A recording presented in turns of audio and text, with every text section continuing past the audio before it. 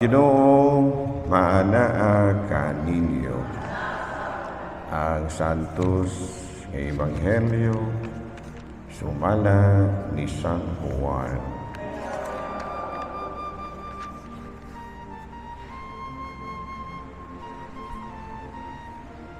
Sa pagkakita ni Jesus kang Nathaniel nga nagpadulong kaniya, miingon siya, ani ay tinuod gyud nga Israelita ug walay ikasaway kaniya.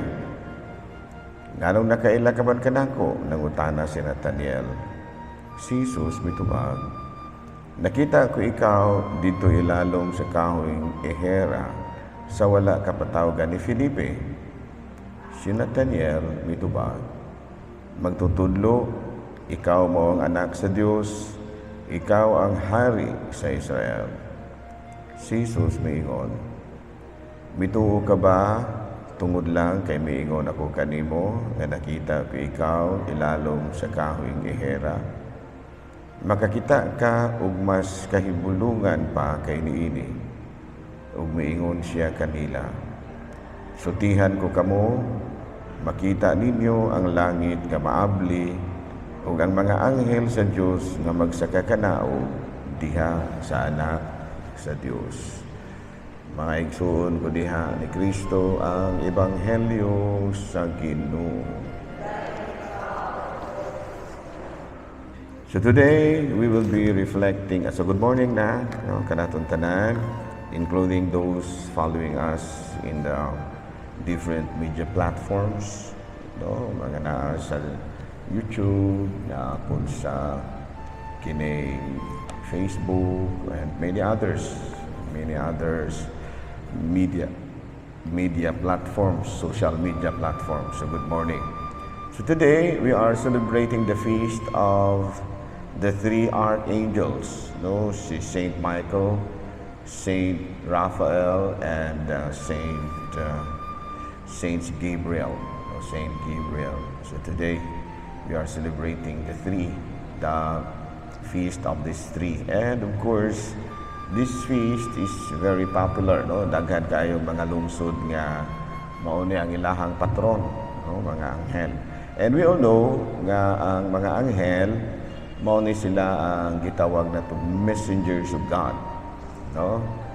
Magkuan ni sila nangalagad ni sila sa Ginoo. Now we know nga kini si Michael, he is the protector, defender, sa atong ebanghelyo karon. Siya ang nanalipo sa atong first reading, siya ang nagagibutang og nanalipod, nanalipod sa kining gitawag nato katarong batok sa kadautan,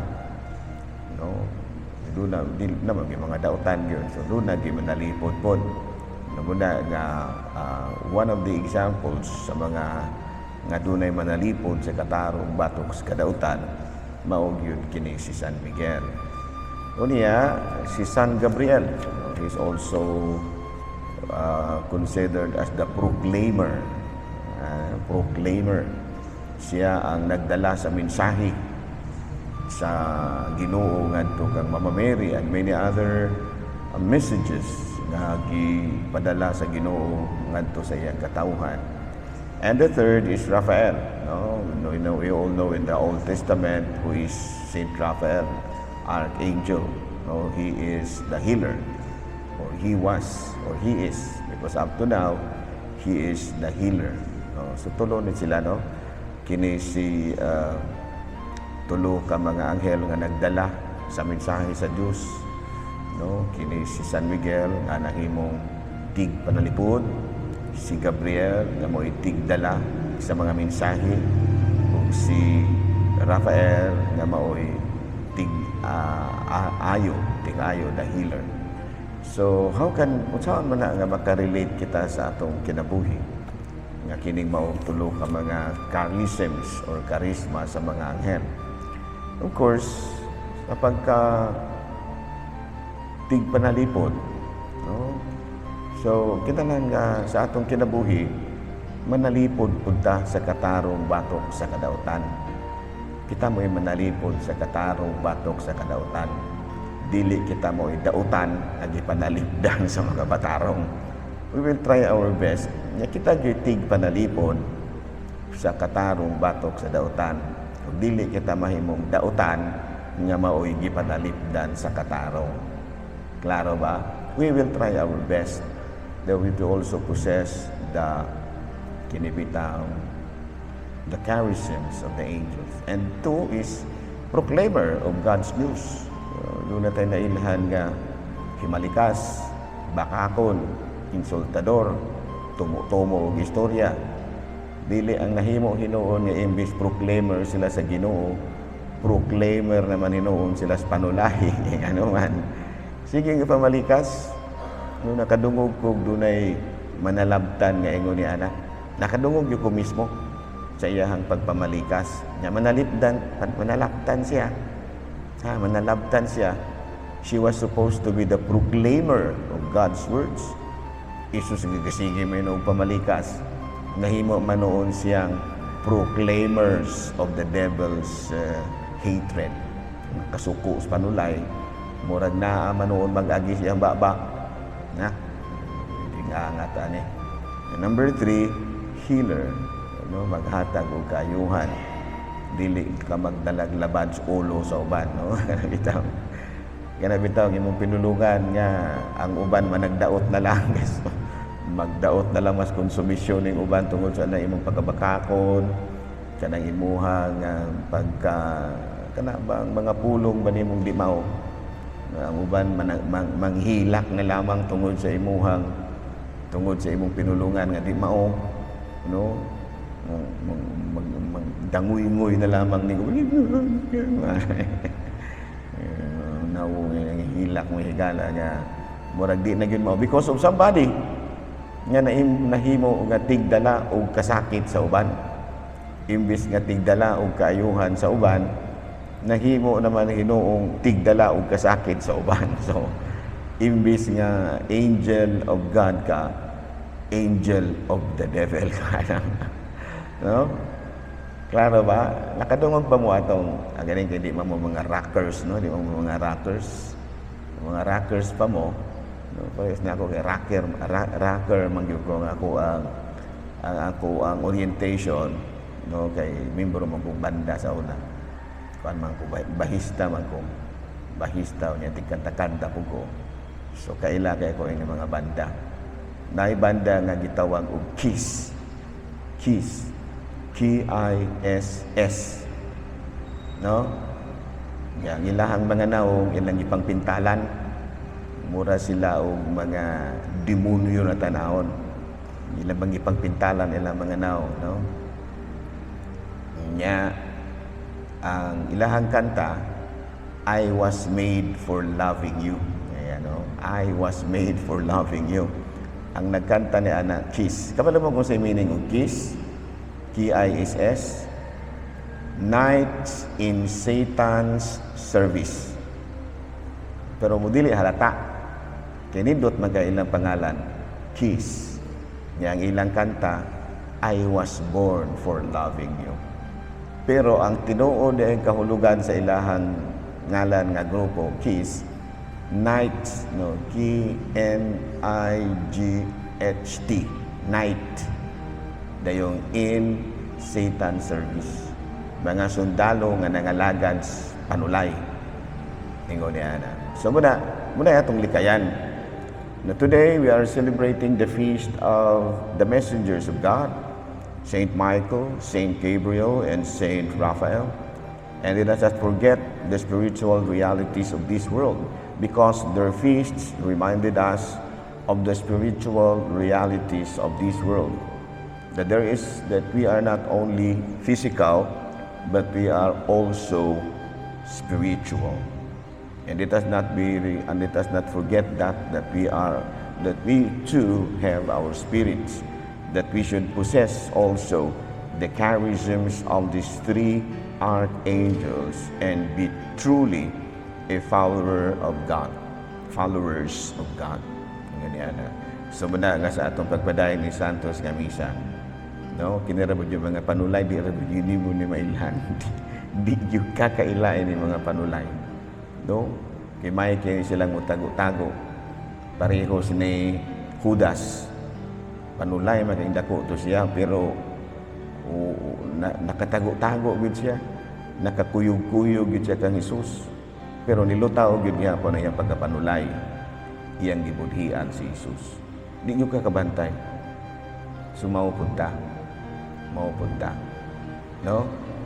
Kabalo ba mo kinsay kusog kayo mo petisyon o pare? Katong kusog manimba. Gilaliman ka. Walay dili hinimbahon nga mo petisyon og pare. Tinuod na dili. Tinuod na. Walay taga-tiyangge nga walay simba-simba nga magpulo petisyon og pare. Ang kusog kay mo petisyon og pare kabulong kang unsa katong hinimbahon. Muna balantayan ninyo. That sometimes di gyud ka kabantay ini mga tawhana. Pero ako nakabantay nako. No, kinakabasa man ko petisyon ako dito.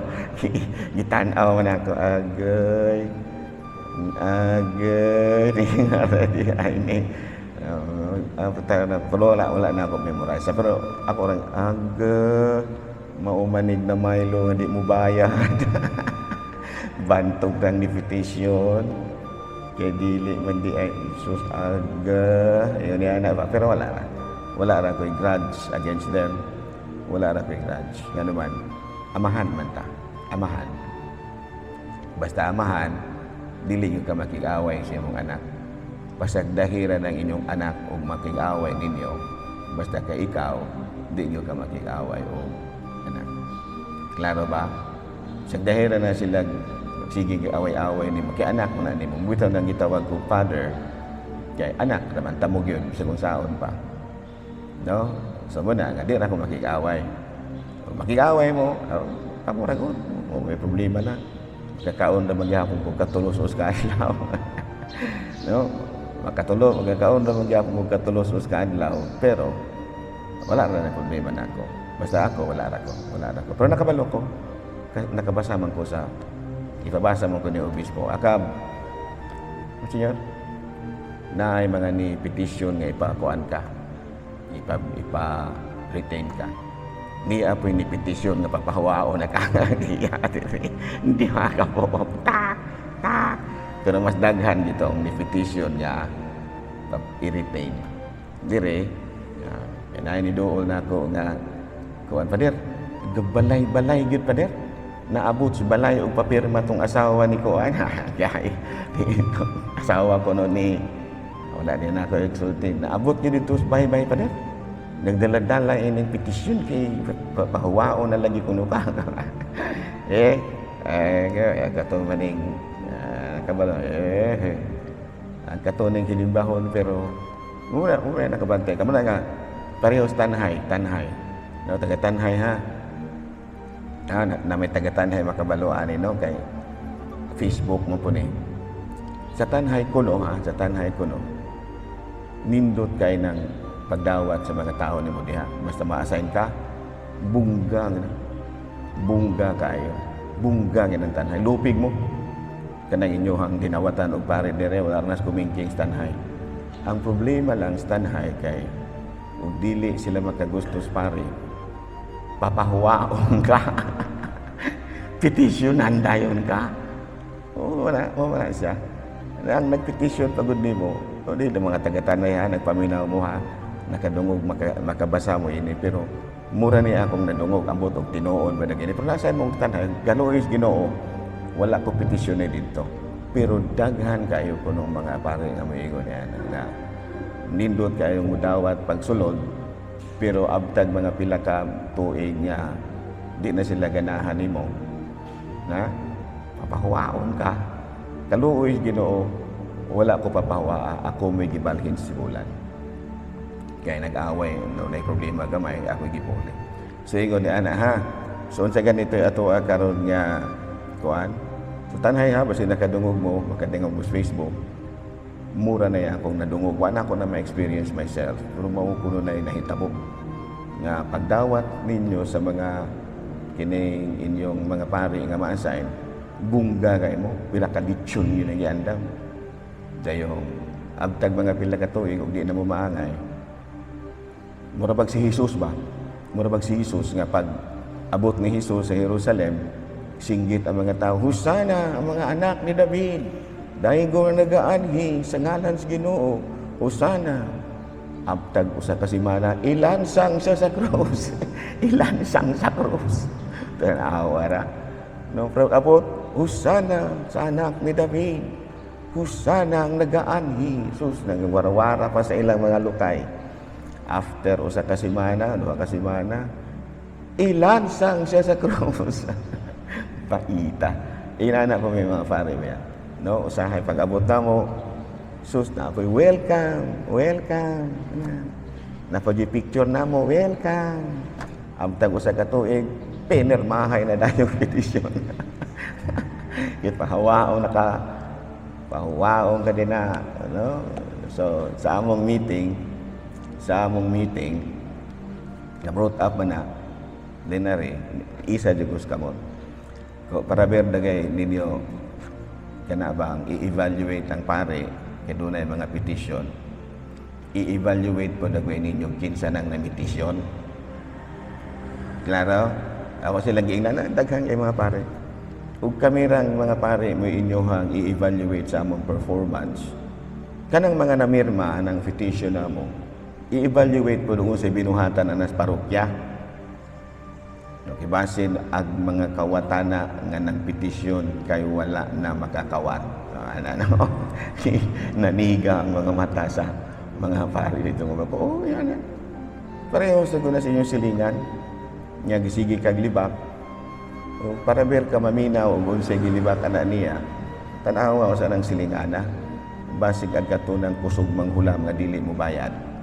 Munang gilibak ka kay doon na siya ipangayo nga wala nimo ikahatag. Nung muna akong sulti dito, no, sa among plenary ng daghang kay mga pare. Naapoy ingon nga,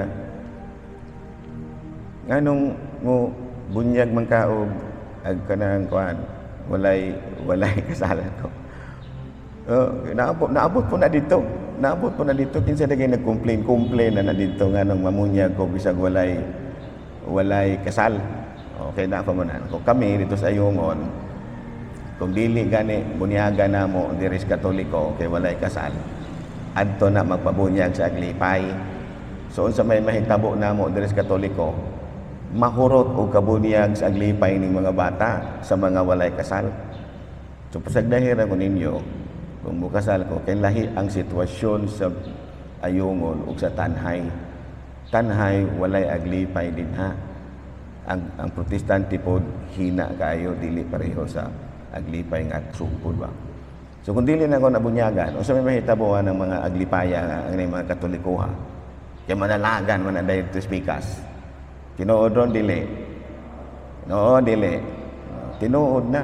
Yung sa may mahitabo, mga hurot min diring Katoliko pamunyag dito sa Aglipay yung dango na istriktuhon. No, klaro, kaya mga kasal nga istriktuhon na nato. Mahurot nagpakasal dito sa Aglipay na tanan. No, na mga Aglipay na kadungog. Muna may tabo sa Katoliko diri. Maupod sa Aglipay. Kung sa pa'y kayo ubusan dito sa Aglipay, manalagan po na diri sa Katoliko. Muna trend diri sa Ayungon. So muna nga, balantayan. Nga. Ang imong tinanawan, analyzing eyes ba?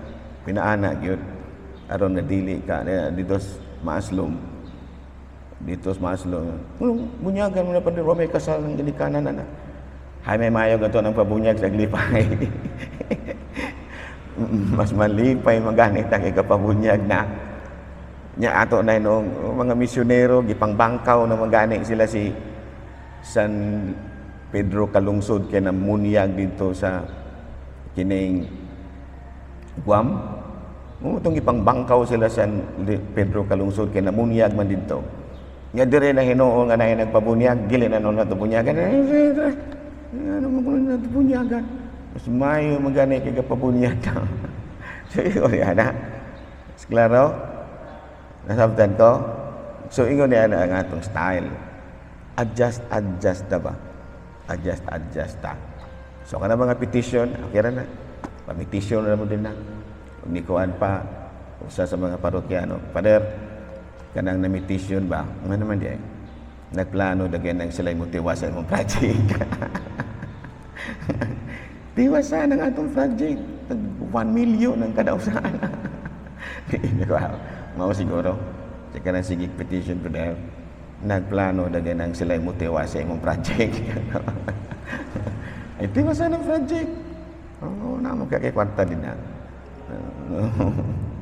Klaro? Sabtan ko, so sa atong pagpadayon ni Santos nga misa, malandong tagmaayo. Mga aglipay ha, wala ko'y daotang kuan nimo ninyong mga taga-aglipay, taga-tanhay, wala san ko. Katong mga namitisyon, wala ra kuan. Ang ako ra nga malinawon ra gyud ta. Malinawon ra ta. O padayon ra ta sa atong mga buluhaton, adlaw-adlaw, o ato rang hulaton, o kanus-an ta kuhaon sa Ginoo. Ang importante nga iguha sa Ginoo nato hinlo ang atong kalag. Wala tayong ipangdumtan. Mo importante. Labi na mga tigulang, no? Ayaw na ng mga dumot-dumot pa. Kanang gulang na ayaw na ng mga dumot-dumot. No? Kanang mga seniors, ayaw na, no? Mga masakiton, ayaw na. Siguro harag yun nga og mamatay ka ugma makasulod ko kag langit. Kaya pa wala kay gidumtan, limpyo ra ka, okay ra. Wala na problema. Para nako kanang mga petition, wala na pa graduate na ko kanang mga uban-uban paninha nga mga komentarya. Padayon na ka. No, daghan tag problema ato pagidang ato panandaginoton. Wala na tanian. No, sa atong pagpadayon ni Santos nga misa, malandong tagmaayo, pangayo nato sa Dios nga unta magmalampusod ang ato ang pagpaningkamot nga makasulod gayud kita sa gingharian sa langit. Manindog balik.